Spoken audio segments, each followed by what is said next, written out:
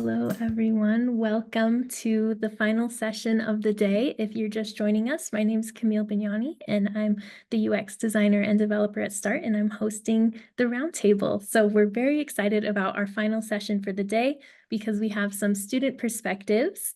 This session is titled Starting in Higher Ed, Student Perspectives, and we're joined by two current student founders who I will now welcome into the main room. Hi, Daniel. Hi, Grace. Hi.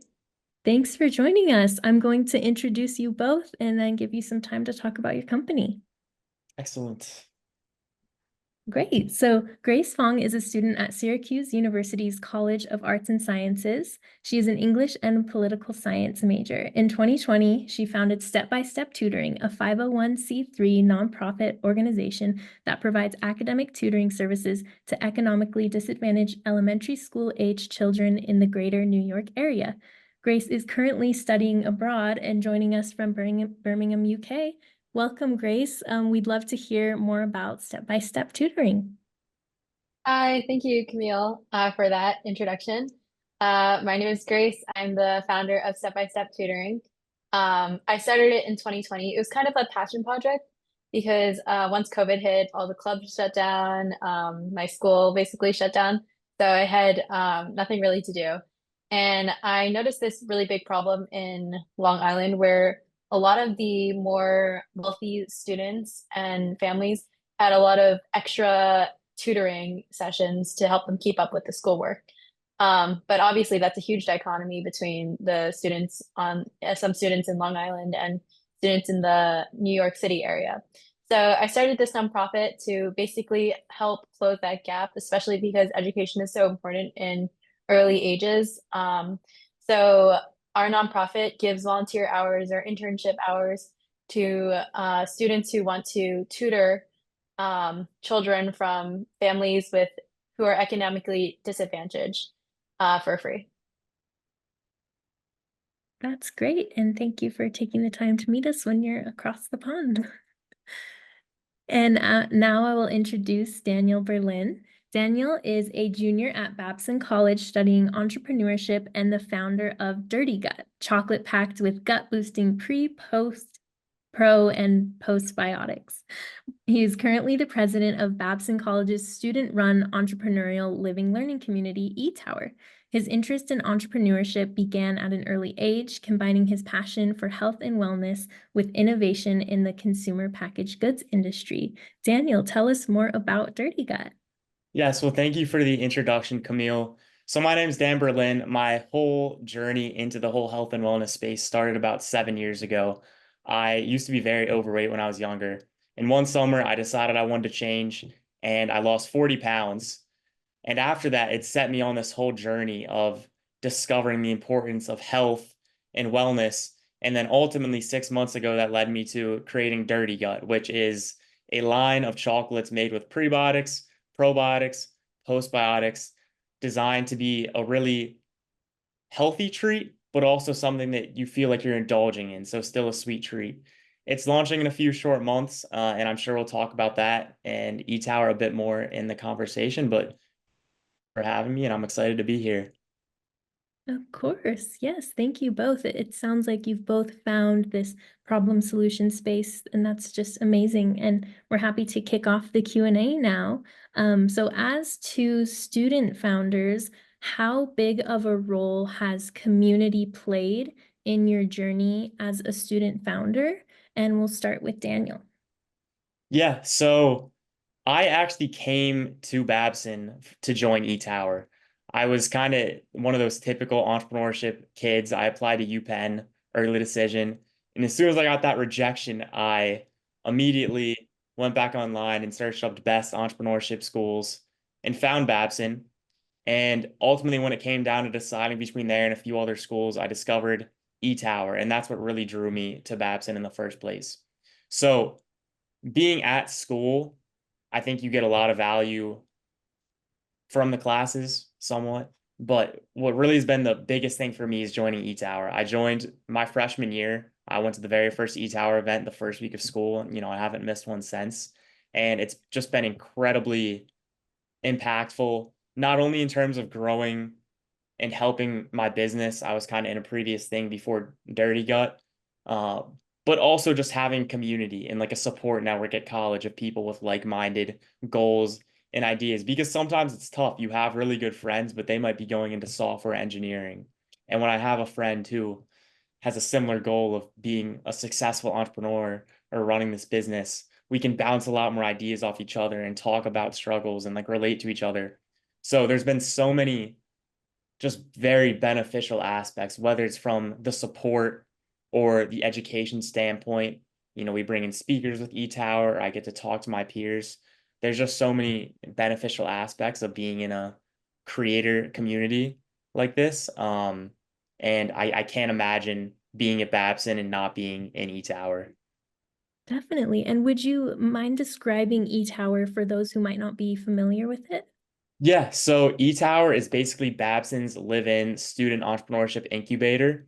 So there's 21 of us. We all live together in a residence hall. We have our own space. So it's like a dedicated eTower space. It's kind of closed off. There's different towers, like they call them, at Babson.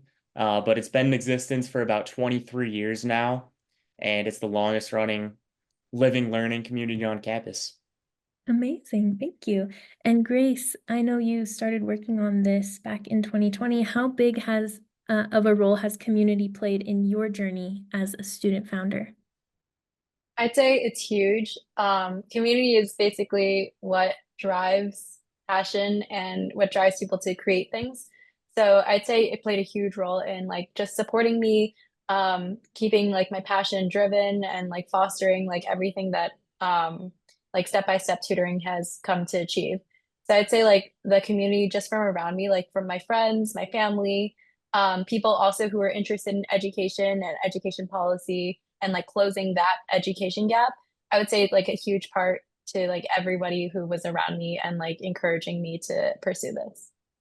That's amazing. And just going off of that, how do you think community and this community of support that you've built, how has that impacted motivation when it comes to founding your own project?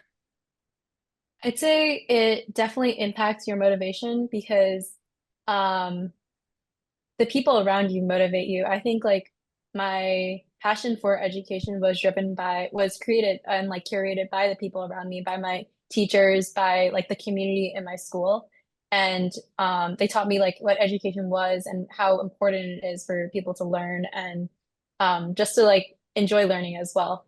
And I think that motivated me to kind of start my nonprofit. So I'd say that community is important because they show you what you're motivated in and what you want to achieve. Definitely. Yeah, I think that speaks to kind of what Daniel was saying as well. When you discovered eTower, you were like, these are the folks I want to be around. I remember in my undergrad at the University of Utah, the first time I walked into Lassonde Studios, I was like, how do I get a job here? How do I work here? And I emailed the marketing director, and they didn't have any roles at the time, but I kept following up because I just felt this sense of creativity, and it's really motivating to be around like-minded people. So that's really incredible that you both have had that community to support your projects. Yeah. So the next question Mhm. is, how do you think higher ed supports student creators well? And I'll start with Daniel. Yeah, so I think one of the best things that higher ed does is actually create communities like this. Now that, might seem like an obvious answer, but really the value of my education at Babson, I think, is really rooted in the community and the people that I meet way more so than the actual in-class learning time. And I think Babson recognizes that. They recognize the power of meeting other students, and they create some spaces to do so, like eTower. Uh, so I definitely think they get that right. And the other thing too is they also recognize that students nowadays are really trying to create stuff. Maybe they have access to more tools than you did 15 years ago, and it's much easier for somebody in college to be like, I'm starting a business. And I can't speak for other schools, but I know at least at Babson, they really recognize the value of entrepreneurship at a young age and not just as something that some 50-year-old can go do. And so I think them instilling that idea, whether it's in the classes, or just in the programs they create, it creates a really motivating environment where you feel like it is possible for you to be a creator while in school. I love that. And Grace, what do you think higher ed gets right about supporting student creators? Yeah, so at my school in particular, I know we have a major and we have a department dedicated to entrepreneurship, but I believe it's like so much more than that. I think it's the community that is fostered within the school, as like Daniel said, it's really something that where creators take their projects and kind of promote them within the school. And schools love that. Like my Syracuse, I know Syracuse, they like to promote student entrepreneurs and student creators. And through that, you're able to connect with so many different people and be able to share like your different passions and your different projects. And through that, you kind of develop a web of knowing people and their projects and kind of sharing each other's thoughts and creativity. That's great. It's awesome how you're still a part of the community despite not being an entrepreneurship or business major. You have those resources as a different major. I think that's great. And moving on to the next question, how do you think higher ed can better support student creators? Daniel? So I think the biggest thing they could do is actually create more communities like eTower or like whatever it is, at your respective school. They obviously recognize the need to support student creators like I just talked about, but at a certain point, having or not pitch competitions, but funding opportunities or networking events, or classes or speaker events can only take you so far. $1,500 that I win from a pitch competition at Babson might help in the short term or from their seed fund program. But in the long term, it's the relationships that I have with people at Babson and what I'm able to do with that. So I think the biggest way that higher ed could really support student creators more is just by creating more spaces. We have 21 people who can live in eTower. Like we literally have 21 beds in here. And so there's 2,500 people who go to Babson, but less than 1% of them can actually join a community like this. So I imagine, what if it was like 10%? What if there was a space for 250 people at Babson to go join a creator community like eTower? I think would be so beneficial. And I know just from speaking with my friends who are students at other universities that most of them do not have anything like eTower. I don't think there's probably more than 50 communities in the United States that are like eTower, where they're specifically student entrepreneurship communities. And so I think it'd be so beneficial if just more universities and colleges around the country created spaces like eTower. And then at Babson, they created even more spaces like eTower. Yes, I totally agree with that. I think it's important for universities to realize how creative Gen Z is, how much they want to start their own businesses, and that these kinds of communities and programs will really draw them in and realize, oh, I am the untraditional type of student who wants to just start their own business. And they can still do that through university and get all those resources that come from being a college student. That's amazing. And Grace, what do you think higher education can do to better support student creators? I think something that higher education does wrong is that they push you into like one path that like kind of just leads into like either like a corporate job or like something like more mainstream, and they don't really allow you to explore different types like entrepreneurship or like other pathways. And I think that's really important because not everybody is the mainstream type of student who will just go into corporate. I think, as Daniel said, like I think it would be great if more schools implemented an e-tower and like more spaces were for creators, and instead of like strict rigid classes that kind of just led you from one step of life to the other. I think it's really important that like I also think it's important because like classes don't really teach you everything. I feel like it's more like experience and being able to be in a community where you're able to talk about ideas and really gain like life experience with other people. So I think like that community is so essential to entrepreneurship and to creating your own project. Yeah, Definitely. I just think something to add on real quick, just about the classes point, is like the classes teach you hard skills. Like I could tell you how to go write some formula in Excel, but at the end of the day, that's not really helping me create something big. And it really just comes down to the people that you know and like the relationships that you have. So I'm so passionate about this because I just wish there were so many more spaces that existed where you could create stuff and meet people.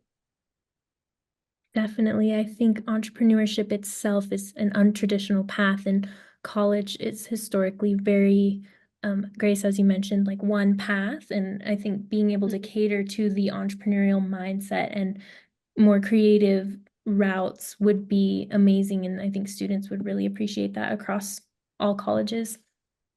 Great. And the next question is about intellectual diversity and meeting those with other skill sets you might not have. So how important has intellectual diversity been in growing your business?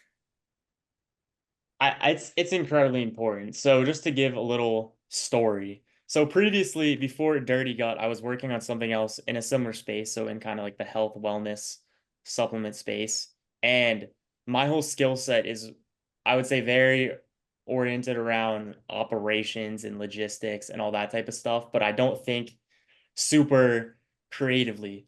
But I have this friend who's in E-Tower. His name is Kirk, and he runs this junk removal business in Massachusetts. But what he does really good is that he's an awesome social media content creator. His page on TikTok has, I think, 200,000 followers now. And so I was struggling to come up with literally anything to post or to create on TikTok. And I went and talked to him because I knew he's an expert in this. And I spoke with him and we came up with this idea basically to do like a day in the life video of a student entrepreneur. And he coached me through the whole thing, filming it and explained to me really importantly like his thought process and why he did certain things, why he would put certain things in the video. And that ended up getting like 100,000 views off the bat. And I had never even touched anything close to that on TikTok. So there's so many more examples like that of just meeting people in E-Tower who have different skill sets than me, whether it's in social media or in maybe designing a website or just these very random niche skills. And again, it just comes back to having those people around me and having that space like E-Tower where I can go and talk to somebody at like 2 a.m. We have our walls, for example, in E-Tower are all whiteboard walls. So you can just walk outside your room and the whole hallway is a whiteboard. And so, there's plenty of times where you'll be up until 2 a.m. just brainstorming with somebody on literally like on the hallway, like wall. And it's just people have, everyone has different skill sets, everyone has different ideas. So intellectual diversity has been incredibly important. And I think having spaces like E-Tower really creates an environment for intellectual diversity and learning from different people.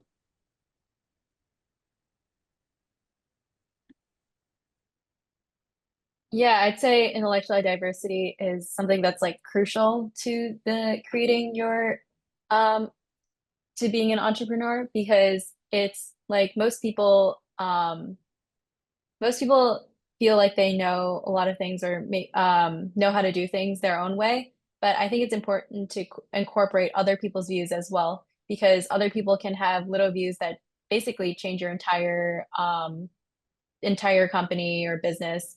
And it's really important to have those several ideas so you can see different multiple pathways for to develop your company. I think me specifically, for my nonprofit specifically, it's super important to have intellectual diversity because in education, not everybody learns the same and not everybody teaches the same. So it's important to have those intellectually diverse minds so we can partner up different tutors and students that might learn a certain way, learn better a certain way, like whether that be like visually or more experience learning. So I'd say it's extremely important. Absolutely. And at START, we really value the idea of productive collisions and meeting people that can help you. And, if they're succeeding, they're helping you with your social media, you're giving them business in their craft. So I think it's really cool to see how important it is to build you both into your businesses and how they've succeeded thus far. So we have a lot of educators and admin at the roundtable in the audience. If you could share something with these people working in these programs that they don't think about or consider when helping students, what would you share with them? Like any sort of advice or what you wish they knew? Can I ask a question first? Yeah, go ahead. Sure. Just to clarify, are they more second ed, higher ed, or like primary ed teachers and admin? Primarily higher ed. Okay. Okay, so I would say honestly the biggest thing I would say is actually just to talk to students, because a lot of times we'll have programs at Babson that are run by the faculty and administrators, and they all have very good intentions, obviously, but it will oftentimes just be completely out of touch or something that students really don't care about or would never go to. And the only way they find that out is when they host the event and like 5 people or something show up and they were expecting 200, right? So honestly, I think that's probably what's missing the most, is just like speaking with the students and hearing the student voice, like you just said in the chat, Brandon, is really the best way to learn about how faculty and staff could support students. Totally. Sorry.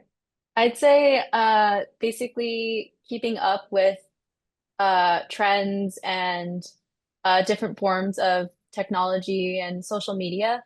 I think that's something that like moves quickly, but it's very important to catch on to them because students will. And if you're on those types of platforms and you're able to endorse like events and communities, then students will see them and they'll be more likely to join them. I feel like sometimes schools lag a little bit behind the trends or are a little bit behind on what social media platforms students are using. So I think it's very important to be able to communicate with your students in the way that they're used to through like social media and like different types of technology. Absolutely. I love that. I think we so appreciate you both being here because the student voice is the most important because you're the target consumer of these living learning communities. So we appreciate hearing that. And I know that our audience does as well.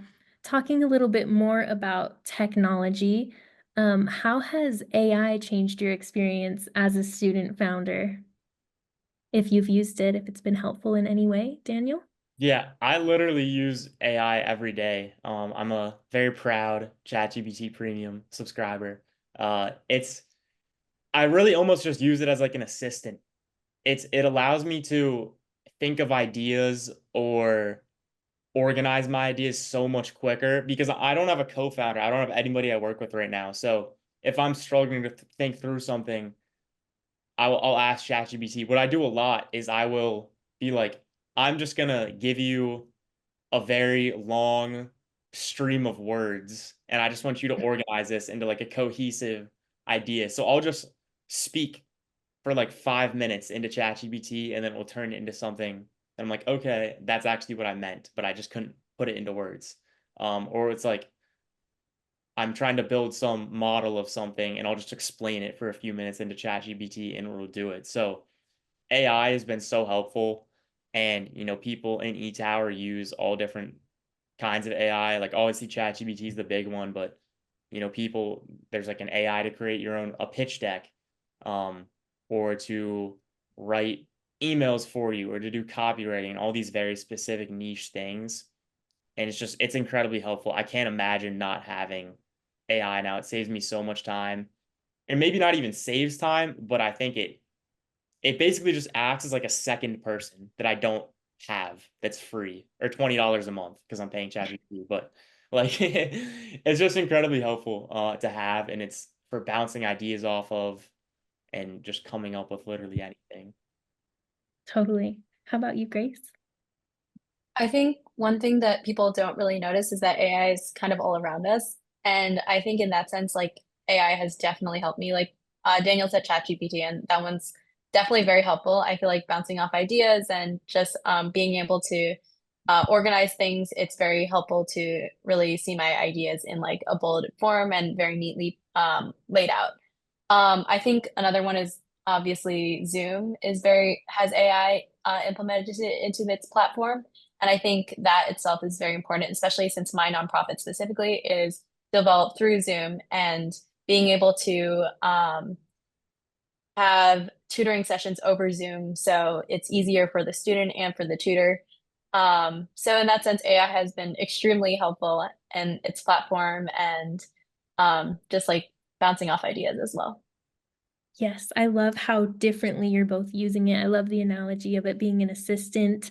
I too am like, just put this in a comma separated list for me. I don't feel like doing it. People get scared or it's pretty buzzy, but it really does make life easier in a lot of those simple ways you don't really think about, and how it can improve your businesses as well is just fantastic. And even just as students, besides your business, how has AI affected your experience in school? I think so. At first, when ChatGPT came out, I guess almost 2 years ago now, it was like, do not ever use ChatGPT. You'll be expelled, immediate like honor violation. So people were immediately against it. And then after the summertime, so last school year, the teachers started opening up kind of the idea of using AI more and being like, oh, you can use it to organize your ideas, or you can use it to help you come up with stuff as long as you say that you use ChatGPT. Or in like my business analytics class, they're literally like, just use it. It doesn't matter. Like in real life, you can use it, so you might as well use it now. And then this school year, there's been even more adoption of using AI. We now have a interdisciplinary AI like student faculty lab called the Generator at Babson. And just to talk about how to use AI in the classroom or out of the classroom. So for me personally, it's affected I don't think it's affected my student experience too much. Like on an essay assignment, I'm still gonna write it myself, but where I have found it very helpful, and I kind of just talked about this in my business, is just collecting thoughts. So if I read a book and I'm like, I have this idea, this idea, this idea for an essay, I'm like, just turn it into a cohesive outline. And then I have that outline, and then I can go and type it. So I don't think it honestly hasn't affected my school life as much as probably me personally with my business, but it's something that I think will continue to grow. And especially at Babson now with the AI lab they have, I imagine will play an even bigger role in the classroom going forward. That's great. And you, Grace? Yeah, I think when ChatGPT first came out and everybody started using them on like little assignments here and there, I was really against it because as an English major, I have like integrity in that, and I'm like, I'm gonna do my own work. I can write my own essays. I'm gonna do that myself. Um, but now I'm actually a huge fan of ChatGPT. It helps so much, and like just like when I want to do a quick Google search, I'll go on ChatGPT. It collects so much more information from different sites. So I don't have to like scroll and like click different websites and like scroll to find what I'm looking for. I think just for like bouncing up ideas, like when I'm just trying to brainstorm things, or like when I'm trying to look up something quick, I think ChatGPT is great for that. I think it hasn't really affected me as a student, more so just as a curious person who wants to search things up or needs ideas. So yeah, I think it's great, but really hasn't affected me as a student. Nice. Yeah, I think it's an art of knowing the right prompts to get what you want out of it. And I could probably talk about that a lot more, but we are wrapping up. So with the final question, I'd just like to hear what's next for your businesses. What's next for you? Daniel, any updates on Dirty Gut? Yeah, so Dirty will be launching the first week of December as long as everything else goes to plan. Uh, as you might know, I don't know, you might know, there's been a really big issue with the cacao supply. So a lot of cacao comes from Africa, and in the Ivory Coast, they've had a lot of poor weather that wiped out all the crops. And then other parts of Africa, the gold trade, these gold miners come in and just completely destroy these cacao farms. So cacao prices have skyrocketed and made the whole supply chain really difficult for chocolate. But if everything arrives, we'll be launching the first week of December. I'm super excited. It's going to be really cool to kind of get it in front of people, get it out in the market. Tastes delicious. But yeah, and then I'll be wrapping up my junior year here at Babson. also be wrapping up as president of E-Tower. But as I said, I'll still be involved in E-Tower. I'm sure I'll live here until I graduate. Yeah, really excited for the future. It's gonna be a busy next couple of years before I'm gone, but I'm looking forward to it. Great. Well, best of luck, and we hope to see it launch in December. Thank you. You're welcome. And Grace, what's next for Step by Step? What's next for you? So Step by Step is more of a local nonprofit right now. I'm hoping that we can expand it more deeper into New York City. Right now it touches Queens and Brooklyn, but I want to get it more into the 5 boroughs. And we're still working on distributing the books that were donated by an Amazon dropshipper. So we're still working on distributing those, and we still have local meetups when students can meet their tutors in parks. And yeah, we're actually switching e-boards soon. So I'm looking forward to overseeing that and expanding into the greater New York City area. Amazing. Congratulations. Well, thank you both for your time. This was an amazing discussion.